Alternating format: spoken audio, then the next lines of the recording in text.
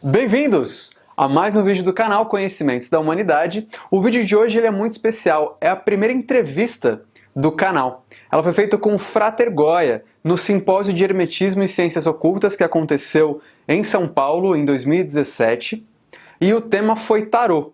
Então, semana passada, se você acompanha o canal, sabe que a gente já fez uma live com o Marcelo Deodébio sobre o tarô. Então, recomendo fortemente que você clique aqui e assista esse vídeo. É uma live de mais ou menos 2 horas, 1h50, onde o Marcelo ele vai contar um pouco sobre o tarô. Então, você vai ter um contexto maior para assistir esse vídeo, que junto com o Frater Goya, a gente vai falar sobre o tarô de Crowley. Para quem não conhece, o Frater Goya é um grande estudante do hermetismo. Ele começou seus trabalhos cedo, estudando grandes hermetistas, entrou para a Mork, ficou lá 6 anos, e através de um ritual de Abramelin, ele teve contato com seu sagrado anjo guardião, que o ajudou a criar algumas diretrizes para o Círculo Iniciático de Hermes, que é a escola, a ordem, a qual ele é responsável. Você pode acessar o link aqui na descrição desse vídeo. Ele também ajudou a traduzir muita coisa, tem livros, não só sobre rosacrucianismo, mas ele é um grande estudioso de tarô, de magia enoquiana, de cabala, tem um grande envolvimento com as questões orientais, então ele é acupunturista, estuda bastante o tema, e ele é especialista no tarô de Crowley. Então, hoje a gente fica com a entrevista, a primeira entrevista do canal, o primeiro piloto do canal, com o Frater Goya, do Círculo Iniciático de Hermes. E se você gostar dessa ideia, desse quadro de entrevistas, escreve aqui embaixo, inclusive sugestões de quem que a gente pode entrevistar para os próximos quadros. Tá certo? Fiquem aí com o Frater Goya.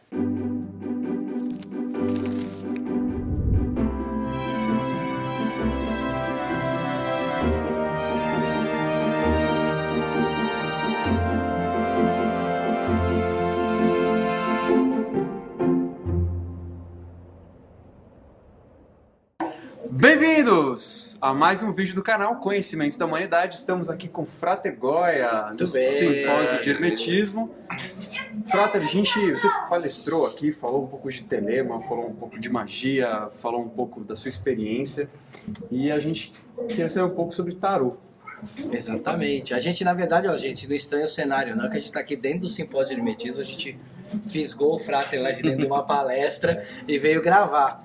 E o Frater é um especialista em tarô, principalmente tarô do Crowley, né? Isso, a minha especialidade é o tarô de Crowley, né? Trabalho com ele desde 1986. Caramba, né? O Bruno não era nem nascido. Não tinha nascido. Foi um período muito louco, assim. Na realidade, inclusive, uma coisa que talvez poucos saibam, mas quem trouxe o tarô de Crowley para o Brasil e divulgou inicialmente foi o pessoal do Osho.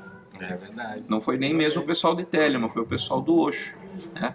Um dos últimos representantes dessa estirpe, assim, é o próprio Vidyapramad, né? Que o pessoal acho que conhece de nome.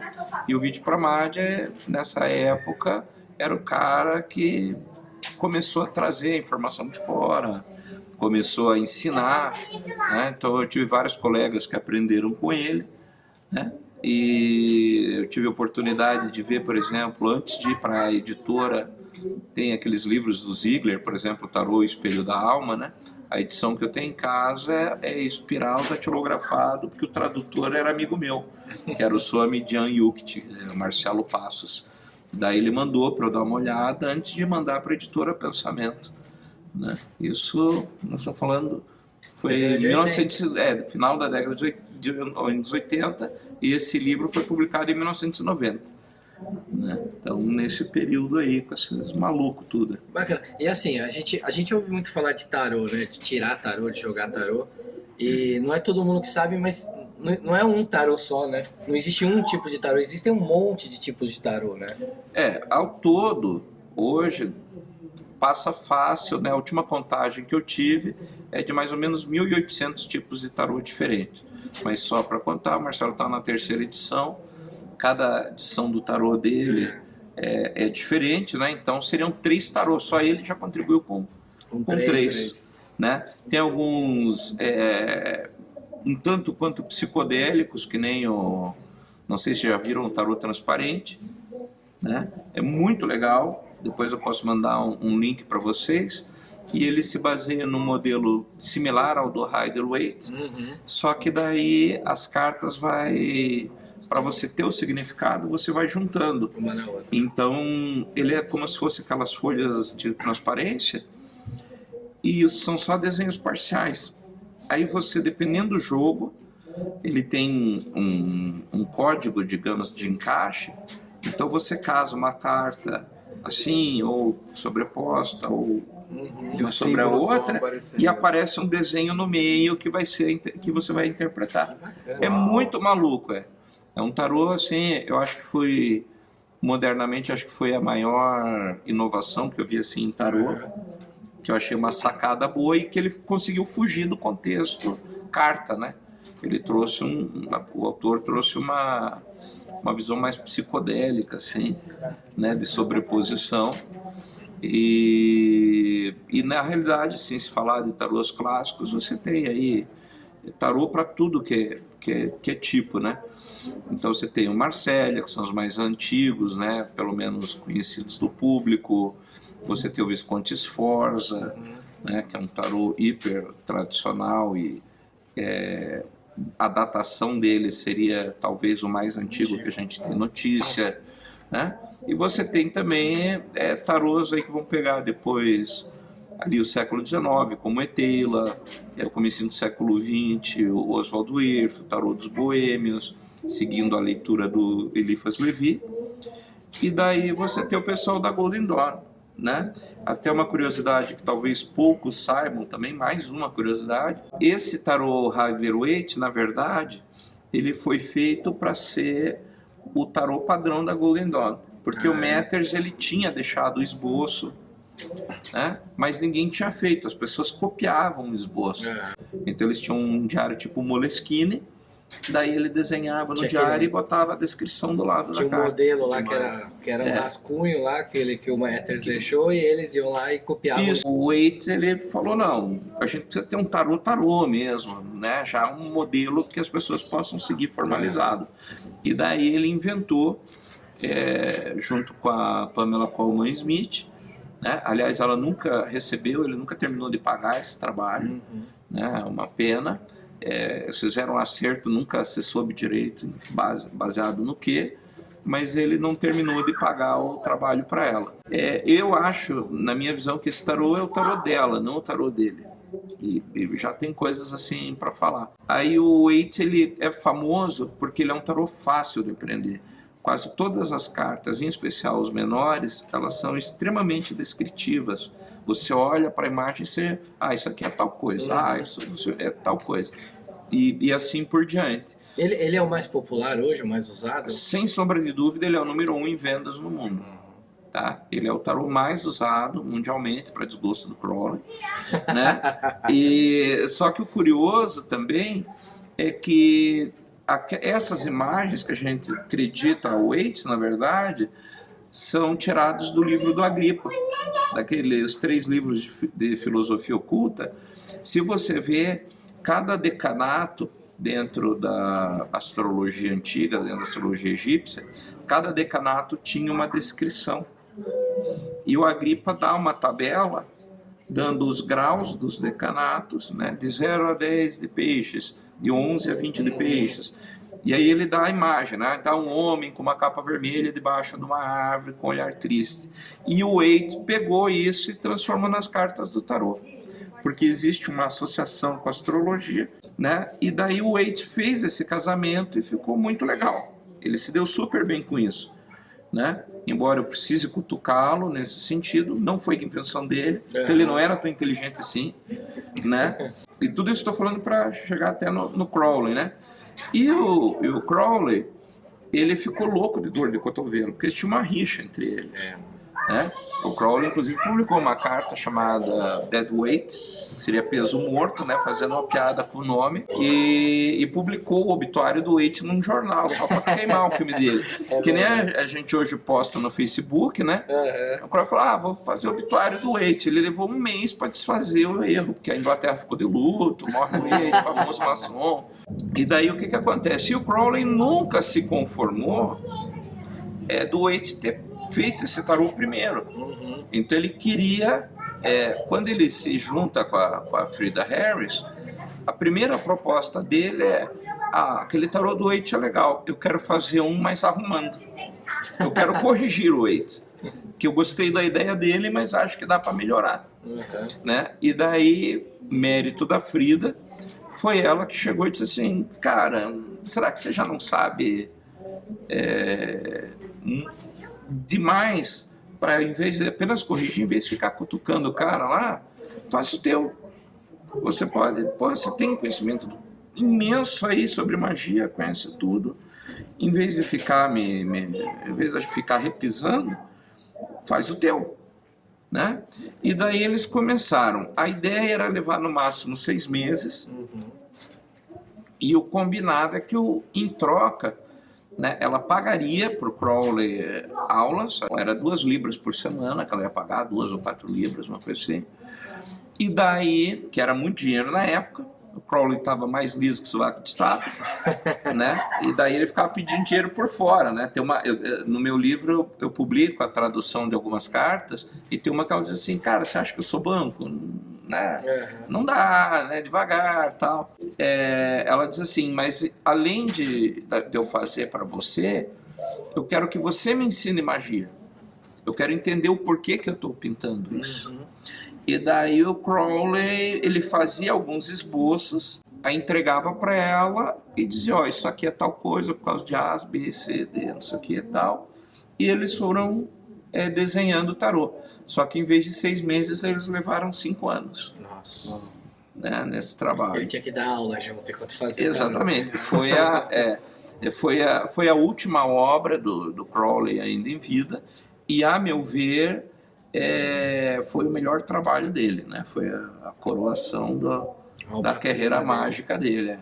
Ele, dentro dessa perspectiva, ele tinha esse interesse em publicar, né, o tarô, só que ele vem falando do tarô desde o começo de 1900. O tarô foi publicado em 1942. Nossa. Tá? Então ele foi o fim da carreira, ele morreu em 47, né? Em 1900 ele já estava fora da Golden Dawn, né? Ele saía... Aí que tá. Tecnicamente ele é 1902. Isso. Né? Tecnicamente 1902, só que existem assinaturas em documentos de iniciação até 1915. Né? Então, na realidade, fala-se uma coisa, mas tem registro de outra. E em vários livros ele vai descrevendo, inclusive ele tem o Liber 78, que seria a descrição das cartas do tarô, que segue a leitura da Golden Dawn. Né? No próprio livro de Toth ele descreve aquele modelo do Liber 78 e o 777, outros livros que ele foi publicando, e o tarô dele, se você comparar com a descrição, é diferente. Então as pessoas também têm que entender, eu acho que isso é o chave que é legal estar na apresentação, no vídeo, porque o que acontece? Você tem um tarô de Crowley físico, esse tarô, a primeira edição dele é 1979, né? O Crowley termina o tarô em 1942, mas ele só foi publicado em 79. Até então só existiam as pinturas. E nos livros dele, tirando o livro de Toth, em nenhum ele descreve as cartas do tarô que é dele, ele descreve outras cartas. Então o pessoal costuma, quando estuda, dizer assim, mas pô, por que não está batendo? É porque os livros foram escritos ao longo de 40 anos e depois disso é que ele fez o próprio tarô. Então em nenhum livro dele ele descreve o próprio tarô. Ele dá, em alguns ele até vai chegando perto, né? No de astrologia, por exemplo, ele cita a carta dos enamorados com a presença de Caim e Abel, a carta dos amantes. Né? Mas o de astrologia também é tardio, mas ainda não tem o desenho final da carta, então ele dá tem isso na carta, aquilo lá, a imagem descreve não sei o que, então ele vai fazendo. Então é interessante as pessoas no geral, o estudante, entender que a cronologia do Crowley com o tarô é muito maluca, porque ele o tempo todo da vida mágica dele, ele descreve cartas que não existem em nenhum lugar. né? E Se ele o estudante fala... for pegar, não vai entender nada. não vai achar. aquilo. E todas as referências, inclusive do 418, que é o Visão e a Voz, que tem do tarô, ele também dá de um tarô que não existe. Ele descreve as cartas que não existem em lugar nenhum, né? E dentro do contexto de Telemann, por que é essencial o tarô de Crowley? Por que é curioso e bacana? Porque o Crowley é conhecido pelo Livro da Lei, né? O Livro 220 e tal. O Livro da Lei, ele é a palavra do profeta, né? Então Crowley, ele se imaginava o profeta da nova era, inclusive o termo New Age, né? New Age é dele, ele que cunhou esse termo, é um dos motivos pelos quais ele está na capa do Sgt. Pepper's dos Beatles, né? Ele é o profeta da nova era, e ele diz que o Livro da Lei, né? O livro 220, ele é a palavra do profeta. E o tarô é a visão da nova era. Então, juntos, o tarô de Crowley e o Livro da Lei, um justifica o outro, formam a visão e a voz do novo Éon. Então, não é só o Liber 418, né, que tem o Liber 418, na realidade, são as viagens que o Crowley faz nos éteres enoquianos a partir de meditações da magia enoquiana. Mas em relação ao novo Éon, a visão e a voz está se referindo à visão ao tarô e a voz ao Livro da Lei. Exatamente, não são duas coisas diferentes. Muito bom. E aí eu sei que você estuda vários tarôs. Você optou pelo tarô do Crowley por causa da Telemann, porque facilitava o trabalho lá dentro, ou foi porque realmente você olhou e falou, esse aqui é o tarô que eu mais gosto?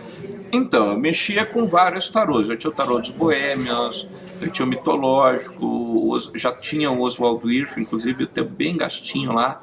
Eu tinha um tarô muito maluco, publicado no Brasil, que se chama o Tarô Bíblico, que era com da editora Totti, que é uma editora que acho que não existe mais, e os arcanos maiores eram ilustrações do Gustave Doré para a Bíblia, né? Então é muito legal, porque são todas cenas bíblicas e você fica assim impressionado como aquelas imagens têm a ver com o tarô e como os trechos bíblicos têm a ver com o tarô, né? Por exemplo, para quem quer uma amostra disso, né? O mais óbvio de todos é a carta da torre com a Torre de Babel. É a mesma descrição. E o segundo, né, o terceiro caso é a carta da força, que é a história de Sansão e Dalila. Porque a força, na verdade, não é de Sansão, é da Dalila, que é a mulher do Mando-Leão, né? E o terceiro caso que mais assim impressiona é a descrição de Ezequiel da roda. Então, se você vai no livro de Ezequiel, quando ele começa a descrever a imagem da roda de Deus, que ele vê, não é nem a da carruagem, mas que ele descreve a roda, ele descreve a imagem da carta da roda da fortuna. Né? Então é muito bacana assim você fazer. E daí eu já tinha lido, acho que ontem na palestra, eu citei as coleções de Planeta e citei a reportagem, o companheiro de Lúcifer, né? E o cara descia o sarrafo no Crowley, o jornalista que escreveu esse artigo. Era um francês que pelo jeito não gostava do Crowley. Então o cara malhou, mas olha, no site do Círculo tem. Eu consegui depois escrever, digitar tudo, e aí eu falei, vou pôr no site do Círculo para que as pessoas tenham uma outra leitura, aí fiz a referência, tudo certinho. Mas o cara falava uma série de coisas do Crowley, eu já tinha lido alguns textos aleatórios, já tinha lido o Livro da Lei na ocasião, e eu tinha uma namorada que estava estudando o tarô de Crowley. E eu nunca tinha ouvido, eu nem sabia que ele tinha. Lembre-se que isso nós estamos falando de uma época antes da internet, né? E daí ela falou, não, você já viu o tarô de Crowley? Mas como? O Crowley... É esquisito isso, né? E lembrando que nós estamos em 86, 87, né? E o Crowley, a primeira edição foi 10 anos antes. Então também não dá pra gente perder essas coisas no tempo, né? Um contexto cronológico. né? Então também não tinha tanta gente assim conhecendo.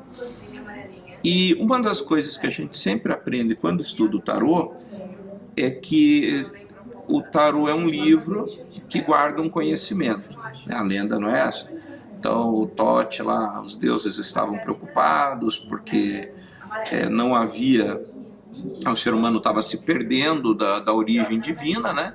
Então os deuses fizeram um concílio, pergunta daqui, pergunta lá, como é que vamos resolver, blá. Não, o ser humano está se esquecendo e Thoth diz, vamos fazer vamos esconder o conhecimento num jogo, porque a coisa que mais cresce no homem é o vício. Então a gente esconde no vício, na forma de um jogo, né? Até um parênteses, eu durante muito tempo critiquei pessoas que usavam o tarô de forma prosaica, né? E tá sujando o tarô, mas daí eu me lembrei da lenda, né? E na verdade esse era o objetivo de Thoth. Deixa os caras usar, nem que seja para jogar truco, né? Mas aí, e agora quem tiver olhos de ver e ouvidos de ouvir, que veja que ouça, e aí o cara vai recuperar o conhecimento, né? Então eu sempre tive isso muito na minha cabeça. E daí a própria Golden Dawn, ela dizia na sua lenda, porque a Golden Dawn, a gente está muito acostumado a ver coisas soltas, mas eles se diziam descendentes do Rosacrucianismo. Então, no grau 5 igual a 6, que era o Adeptus Minor, você tinha a cripta do Christian Rosenkreuz, que era a cripta com 7 lados, e daí você tinha a tumba dele, né, que seria essa cripta, seria a tumba, e o cadáver do Christian Rosenkreuz segurando um papiro. Esse papiro se chamava Livro T, que era porque diz a lenda Rosa Cruz que ele foi enterrado com todos os segredos do mundo, com o Liber Mundi, o livro do mundo. E aí a Golden Dawn disse, esse livro é o tarô, que é o livro que tem todos os conhecimentos. E aí publicaram o livro T, aquele papo tudo. Então essa coisa da lenda do tarô, Golden Dawn, sempre ficou no meu inconsciente mexendo. Aí quando chegou essa minha namorada, falou, pega aqui o tarô, que eu comecei a olhar, inclusive foram as cartas, os 5 de espadas, tal, que são bem chamativas. Eu olhei e falei, caralho, o Crowley guardou o conhecimento dele aqui. Isso não é só um baralho. Isso é a cabeça do Crowley. Eu lembro que até hoje, a gente estava num restaurante e quando ela mostrou, me lembro como aquilo me chocou. Eu fiquei assim, foi caralho, né? Explodiu a cabeça. Não sei se já viram aquele filme Scanner, somente pode destruir, né? Então foi bem aquilo. Porque aí você enxergou que ali o cara colocou a vida dele, né? Eu falei, do cara, sim, né? ele tá vivo. Eu falei, o cara tá aqui na mesa.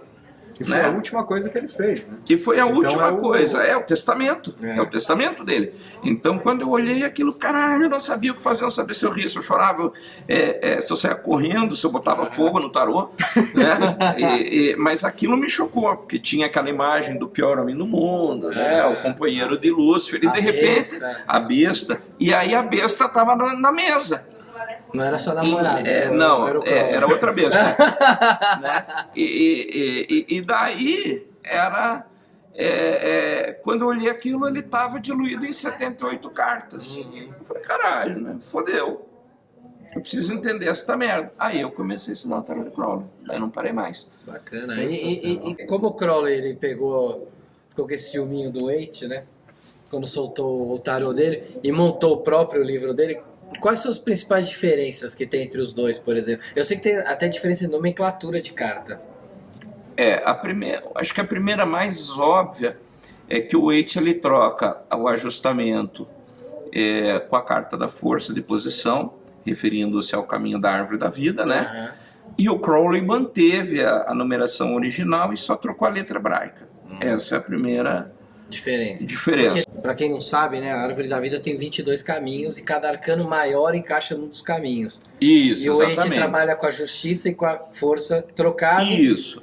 Vamos aproveitar e explicar para o pessoal que não conhece muito bem Cabala e não conhece muito bem Tarô. Cada sefira possui um caminho entre uma sefira e outra, né? Os arcanos maiores, eles correspondem a esses caminhos. Então eles ligam, né? As sefirot são de 1 a 10, né? E daí cada caminho liga de uma sefira a outra, como se fosse uma estrada, um caminho mesmo. Só que além de você ter a letra hebraica, cada caminho possui um atributo astrológico, né? E esses caminhos são descritos pelo Sefer Yetzirah. Aí o que acontece? Quando você tem a sequência natural das cartas do tarô, por exemplo, Elifaz Levi, ele simplesmente pegou a primeira carta do tarô, primeira letra hebraica, a segunda carta do tarô e assim por diante. Só que com isso, o louco foi para a posição 21. Então você pega os tarôs, por exemplo, que nem o tarô dos boêmios, o Oswald Wirth, que seguem o Levi. Então a carta número 1 é Aleph, que seria o mago. O louco vai para, depois do julgamento, fica, o 0 vale 21, e aí a carta do mundo é numerada como 22.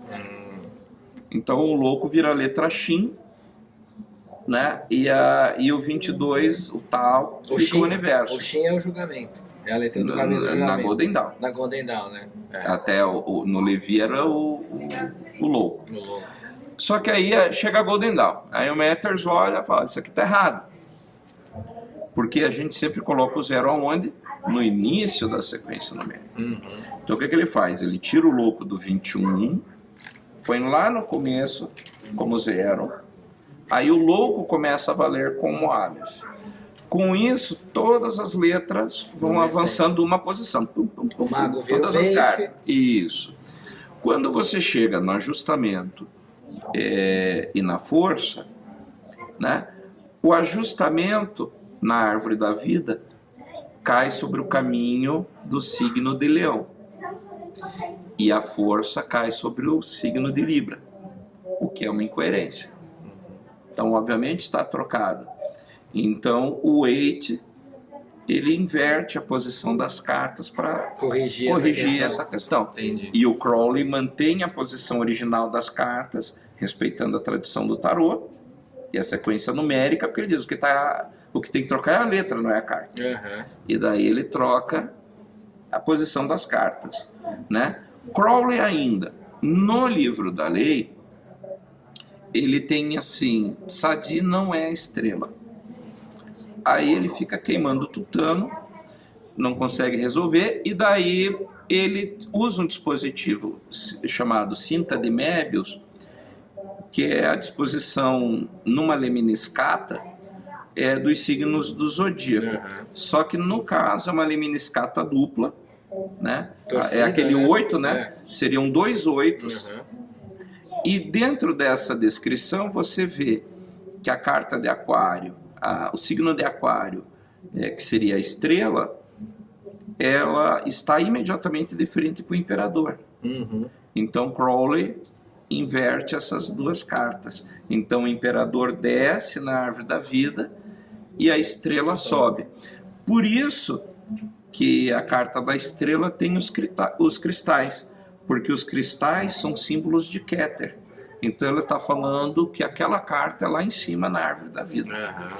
Né? Essas são as principais diferenças. E aí, é óbvio, o Crowley tenta colocar pictograficamente muitos símbolos e ele espalha, não sei se compensa entrar agora, porque também é outro tema extenso, mas vale apontar que ele deixa portais entre cartas. Esse nome eu adotei porque tem um membro do círculo, o Frater Melquisedeque, que ele usou num curso meu, a gente estava conversando, ele falou, mas isso aqui não é um portal para outra carta? Eu falei, como assim? Né? Então a ideia que o Frater Melquisedeque colocou, e eu resolvi adotar porque achei muito válida a observação dele, é que todas as cartas que possuem um determinado símbolo têm uma ligação entre si. Então, digamos que você tem um jogo de tarô qualquer, e vamos pegar também um símbolo bem fácil de identificar. Aí é uma situação que tem a ver com a morte. Um dos símbolos recorrentes da carta da morte é qual? A foice, não é isso? Só que por algum motivo não apareceu, até pelo embaralhar, pode ser que a carta da morte não apareceu no jogo. Tá? Porém, o cara tem uma atitude que vai levar a essa morte. Como que o tarô vai sinalizar isso para você? Aí você pega no tarô de Crowley e olha a figura do príncipe de espadas. Numa mão ele tem uma espada e na outra ele tem uma foice. Tá? E um dos diversos significados associados a essa carta é que ele é aquele que destrói ao mesmo tempo que cria. Então ele cria coisa, vai lá e destrói, cria, vai lá e destrói, né? Aquelas pessoas que nunca estão contentes com nada. Então a tendência dele é criar essa morte. E aí o tarô quis enfatizar o comportamento que leva à morte, e não a figura da morte. Então ele foi através de um outro, né? Ou ainda aí você... um arcano menor para representar a mesma ideia. No caso, uma carta da corte, né? Sim, né? Lembrando que até nessa leitura as cartas da corte podem ser não apenas pessoas, mas padrões de comportamento repetitivo. Então, quando você tem que nem essa descrição que eu dei da pessoa que cria e destrói aquilo que cria, é um padrão recorrente de comportamento de algumas pessoas. Então, num jogo, ela pode aparecer como essa carta aparecendo diversas vezes. Você joga para a mesma pessoa. Ah, minha irmã sempre pede para eu jogar para ela. Você joga e toda vez aparece essa carta. Ah, tá parecendo um príncipe na minha vida. Não. É você que tem um comportamento autodestrutivo, né? E daí você tem essas leituras. E aí esses símbolos ajudam a fazer essa ponte. Ou ainda um outro exemplo é quando você faz uma jogada, digamos, de 3 cartas. Passado, presente e futuro. E aí sai aquela carta que você não sabe como interpretar. Pum! Apareceu a carta ali, é a última carta do jogo. E agora? Não sei para que lado ir. Se você olhar para os símbolos da carta, que está ali no final, pode ser que aqueles símbolos se reflitam em outra, vão se repetir em outra carta. Aí você, então, né, que nem eu fiz a analogia com a morte, né? Então isso aqui pode levar lá. Te dá um significado complementar, né? Te traz uma complementação para aquela interpretação. Perfeitamente. Né? Bom. O Crowley fez essas malandragens assim no tarô dele. A cabala funciona muito assim, né? Em termos, a gematria cabalística funciona assim, né? Sim. Quando uma palavra e a outra tem o mesmo valor numérico, elas representam a mesma energia. Isso, né? Elas possuem alguma relação entre si, né? Se não é a mesma energia, tá meio igual, tem alguma coisa ali. Isso, então já também te dá essa coisa do significado complementar, que aquilo faz parte do mesmo todo. Isso, exatamente. E Frater, quando você tira uma carta ou joga 3 cartas, por exemplo, na interpretação, você usa mais o simbolismo, o conhecimento, usa a intuição, qual o percentual de cada um, não usa intuição, tem algo que você consegue mensurar de alguma maneira? Cara, é muito louco, ó. No meu livro, tem muita gente, assim, também, eu vou usar uma expressão, mas eu espero que as pessoas não entendam errado. É que assim, tem gente que diz, eu aprendo de tarô por intuição, eu não estudo tarô. No meu livro eu coloco que eu entendo a intuição como fio que faz as coisas terem um sentido. O meu pai era alfaiate. Então, para você ter uma calça assim, uma camisa, você tem um corte de tecido. Se eu pego o corte de tecido, ele não é nada. Um monte de pano picado numa mesa. Só que a hora que vem o alfaiate e vai cerzindo, vai costurando, se você for ver o fio da costura, acho que não chega a 1% da roupa pronta. Só que sem esse fio você não tem roupa. Então a intuição, a meu ver, é o fio que junta essas partes. Mas do mesmo jeito que você tem um fio e diz, eu tenho uma roupa, você não consegue se vestir, né? Vira aquela piada da roupa do rei, né? Então você também, só a intuição não vai ser o suficiente para chegar lá, né? O exemplo clássico que eu dou, vamos pegar aqui São Paulo, o metrô de São Paulo. Aquele troço enorme que sai do fundo da terra, chega aquele bando de gente, entra, sai.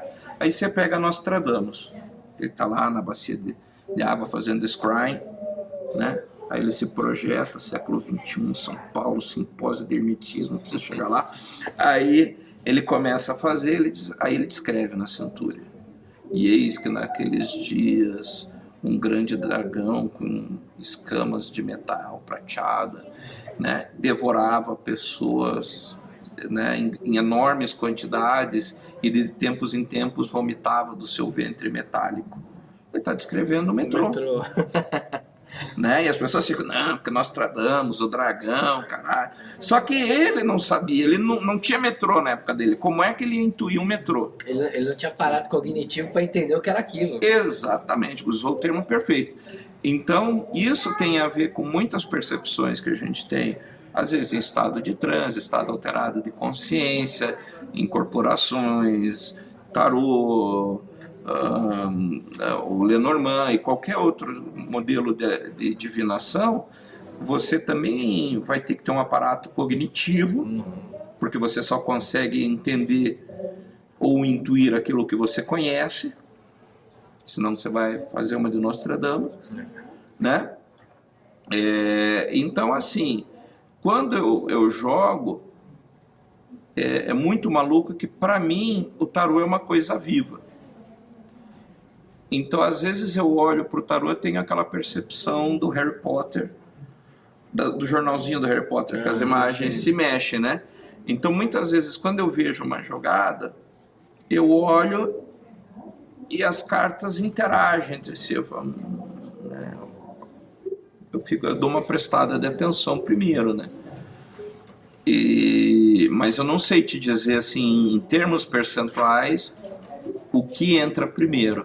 Mas hoje, para mim, eu tenho uma grande intimidade com o tarô e acho que vem tudo meio embolado, vem tudo meio junto, assim.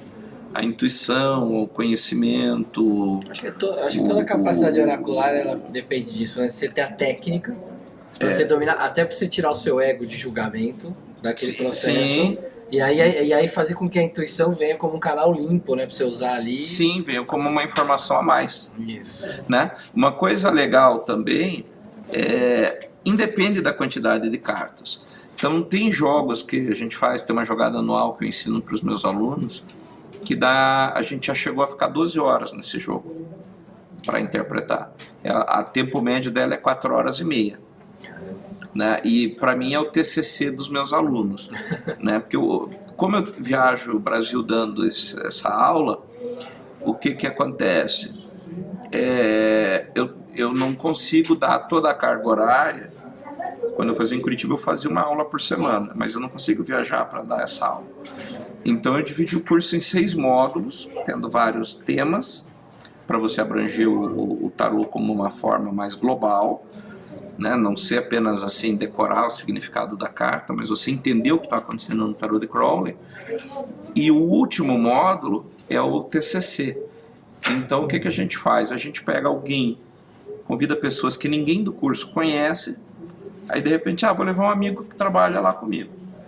Aí você leva, só que nessa você não participa, porque você vai contaminar a leitura. Então o cara senta ali no outro lado da mesa e só diz sim ou não. Meu nome é fulano, boa tarde. E daí a gente começa a jogar. E aí você vai dizendo, está acontecendo isso, está acontecendo aquilo, isso aqui também não está lugar. E o cara fica 4 horas e meia tomando lavada. Né? E aí justamente é onde a gente vê a habilidade do tarólogo, né? do estudante, de extrair informações da carta. Né, para não cair na leitura fria, né? Sim. Tornar aquilo inteligível, né? Tornar aquilo inteligível. Então é a forma com que eu faço o TCC, né, do curso. E dentro disso, assim, também é muito divertido você trabalhar com esse nível de pesquisa e de prática, porque o tarô vira uma coisa sem fim, né? Ele vira uma coisa sem fim. E para mim eu vejo ele realmente como uma coisa mais do que um aprendizado, né? É uma parte inerente ao meu ser. Não tem um dia na minha vida que eu passe sem olhar o tarô. Estou o tempo inteiro olhando. E eu tinha falado da quantidade de cartas, né? Nessa anual a gente espalha um monte de cartas. Só que uma vez, eu não vou contar quem era a pessoa porque vai ficar mal para mim, mas eu tinha uma senhora que era mulher de uma figura muito importante. Para quem não sabe, na Espanha existe universidades de tarô. Ela era formada com um curso superior em tarô. Eu disse, mira, eu vou te mostrar um tarô fabuloso, tarará. Eu falei, que bacana. Aí ela pegou 3 tarôs, cada um de um tamanho, não era nem iguais. Era um de Marselha, um Waite, sei lá, o outro. Nem tinha mão, né, para segurar tudo. E era uma mesa redonda, tipo essas que tem no Coffee Break, assim, enorme. Aí ela espalhou as 230 e poucas cartas na mesa. Começou pá, 3 horas e pouco de leitura. E falou, quase dormindo. Aí ela, então, o que você achou? Eu falei, pois é, né? Eu falei, então, sabe, tudo que você falou, eu falaria com a carta da Imperatriz. Né? Então não é a quantidade, né? Besteira, é legal, porque para quem está, para o consulente, é uma coisa cênica, né? O cara se sente em Vegas, né? Teatrão, né? Teatrão, né? Aquela coisa de cinema. E daí o cara, vou espalhar as cartas lá. Mas, na verdade, para a gente acaba sendo um excesso de informação. E se você parte da premissa dos portais, que eu pego ali a carta da Imperatriz, aí tem a lua, onde que aparece a pomba aparece na torre, aparece. O arcano do tarô, ele tem muito símbolo, né? Um arcano só, ele já tem muita simbologia, né? Você pode ficar falando, você pode vir aqui no simpósio uma palestra de 4 horas para falar de um arcano, né? Dá para fazer. É uma página. É um desafio, né? É uma página de uns mistérios do mundo, né? Você pode falar muito, né? Sim, e até uma coisa legal para as pessoas que estão assistindo o programa, para quem segue o canal, é saber assim, o Crowley, entre outras coisas, lá vai mais uma curiosidade, né? Mas o Crowley, ele criou a Astrum Argentum, cuja política, né, era uma ordem esotérica, cuja política essencial era você ter uma pessoa, o mestre e o discípulo. Então, na realidade, você ia ter uma linha vertical, onde você conheceria quem iniciou você, acima, e quem você vai iniciar abaixo, só. Então, você jamais vai ter um simpósio de membros da A, entendeu? Porque ninguém se conhece, não deveria, pelo menos, né? Isso é um troca e meio entre membros da A. Então, a gente não sabe quem que tem mais, porque a ideia são só 3 pessoas, eu, quem está acima e quem está abaixo. Só que ele se trocou da cagada depois. Porque aí ele falou assim, tá bom, aí esse cara aqui sai da ordem. E aí, como é que esses dois, como é que fica? Como é que eles conversam, né? Em especial esse cara aqui, pronto, ficou órfão, né? Então, como eu posso fazer para instruir caso falte um mestre? Essa é a pergunta que não quero calar. Ele gravou tudo no tarô. Então, todo o conhecimento da Astrum Argentum está no tarô. No tarô do Crowley. No tarô de Crowley, bem dito, né? O tarô de Tote. E daí, por exemplo, se você pegar os arcanos maiores, tá? Ele vai criar... Cada carta dos arcanos maiores representa um desafio espiritual. E que aí um estudante aplicado da A, mesmo que lhe falte o mestre, ele, através da carta do tarô, ele sabe o que fazer. E consegue validar ou não a experiência. Com isso, ele deu daí mais uma grande sacada. Ok, tem gente que não gosta de Crowley, ontem nós tivemos um palestrante, né, o Marcelo, que salientou isso, Crowley, ame ou deixo, né? Então, a gente tem pessoas que odeiam, eu já tive pessoas que se inscreveram em curso meu só para dizer que não gostava do Crowley. A pessoa se inscreveu no primeiro dia de aula, só vim para dizer que não gosta dele, tchau. Então, muito esquisito, assim, mas já tive. Então, assim, o Crowley, além de tudo, ele dá uma grande sacada para mim, por isso que eu fico embasbacado ainda hoje com o tarô dele, porque ele coloca a coisa da seguinte forma: não confie nem em mim, mas confie no tarô. Você não precisa de mim como mestre, você não precisa dele, não precisa do Goya, você precisa do tarô. Se você tiver o tarô, tá tudo bem. Você se vira dali para frente. As chaves dos mistérios estão todas ali. E esgotar uma carta dessa é quase impossível. É quase como um impossível. sonho, né? Esgotar o Não tem como significado de um esgotar, sonho. não tem como esgotar um símbolo, né? A gente tem o Marcelo Deodébio que estuda semiologia, tudo pode falar de repente num outro programa com mais propriedade, mais profundidade, mas na realidade você pode fazer um livro, como você falou, de uma carta, de um símbolo ou alguns símbolos. Vou me focar só nos símbolos naturais, como flores, coisas assim que aparecem no tarô. Cara, você escreve uma obra imensa, né? E dá para fazer isso. E o Crowley conseguiu isso. E detalhe, gente, isso nunca foi repetido em outro tarô. Tá? Então, assim, gostando ou não do Crowley, posso achar ele um sacana, um pervertido, Mas ele tem o valor ele dele, era um né? louco, tal. Mas, cara, você precisa dar mão à palmatória, que ele teve algumas sacadas absurdas. E mais, só para fechar, acho que a gente já até estourou um tempo que vocês têm de vídeo comum, uma coisa que pouquíssima gente sabe. Primeiro, ele deixou todos os direitos do tarô para Frida Harris. Ele nunca ganhou um centavo deste tarô. E também, existe a carta na internet, tem no meu livro, no apêndice, nas cartas que nós traduzimos, existe uma carta da Frida Harris, que ela escreve para o Crowley e diz assim: eu tenho uma boa e uma má notícia para você. Né? A boa é que nós conseguimos um lugar de exposição. A má é que não pode haver qualquer menção a seu nome, nem no tarô, nem na descrição, nem no programa da apresentação. E caso você apareça para ver os quadros expostos, ela é cancelada imediatamente. E o Crowley responde: eu aceito, porque é a obra que nós fizemos para o mundo. Então, você tem que apresentar isso. Então o Crowley nunca viu as cartas expostas e na época ele nunca tomou nenhum crédito disso. Que bacana. Entendeu? Então o pessoal malha, chuta o cachorro morto, mas o cara, desculpa a expressão, era foda. Tá? Então assim, você vê, com isso você vê outro lado que pouquíssima gente fala dele. Mas ele era altamente humano e assim, um cavalheiro, que ele podia ter dito para Frida: cara, então esquece que você não vai apresentar isso, os quadros.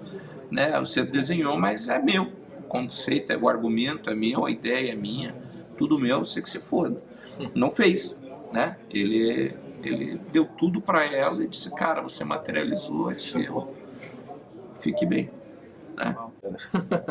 Se desprendeu, né? Conhecimento era mais importante. Aliás, fica uma grande lição para todo mundo, né? Inclusive para quem não gosta dele. Muito bem, muito bom. Acho que a gente teve esse bate-papo aqui sobre o tarô. Tem muita coisa para falar com o Goya. Grande Eu que prazer. agradeço Muito obrigado a por você oportunidade. ter topado e bater o papo com a gente. Opa. A gente vai colocar aqui no link do vídeo da descrição o site do Círculo Iniciático de Hermes, que é a ordem que o Frater é responsável. Pode entrar no site lá, conhecer o trabalho deles, né? Entrar em contato, A gente responde. Exatamente. E a gente vai colocar também, eu vou pedir depois pro Frater mandar pra gente os links dos seus livros, pra gente colocar aqui embaixo também, porque ele tem alguns trabalhos muito trabalho de magia enoquiana, trabalho com tarô, você andou traduzindo os livros de fora de tarô. Teve um livro, inclusive internacional, que você foi convidado para participar do livro. Isso, é o livro da Golden Dawn Community, que é os comentários aos pergaminhos voadores, né? Eles chamavam de pergaminhos voadores documentos que os membros tinham que copiar. Então eles davam a lição e diziam: copia aí. Depois que copia, devolve. E ficava voando de mão em mão. E daí eu fiz comentário de 2 pergaminhos em especial. Um foi sobre teurgia e o outro sobre magia enoquiana. Né? O da magia enoquiana, inclusive, tem um segundo comentário também, que é o casal Cícero que faz. Né? Então eu fui o único autor brasileiro a ser convidado a participar desse livro da comunidade da Golden Dawn. Né? Então o mérito, na verdade, não meu, mas do Brasil, porque não tem de outros países também, né? Então é um pessoal que só teve gente da Europa, tem alguns dos Estados Unidos e aí euzinho aqui do Brasil. Né? Então é a gente entrando, né? Não quero ser o melhor, não é essa a ideia, mas de repente estamos abrindo porta para que outros brasileiros se projetem no mercado ocultista internacional, né? Eu quero ver sob essa ótica, né? Bacana, legal. Olha aí, gente, que bacana. Se você gostou do vídeo, então curte o vídeo, compartilha com seus amigos. A gente sempre coloca lá no Facebook também, aproveita para compartilhar. Isso ajuda a gente bastante. Se inscreva no canal. Se você não está inscrito no canal, faz favor aí de se inscrever, por favor. E é isso. É isso. Mais Então, uma coisa, Frater. Não, só agradecer a oportunidade, estamos aí, precisando. Nós. Valeu. Valeu!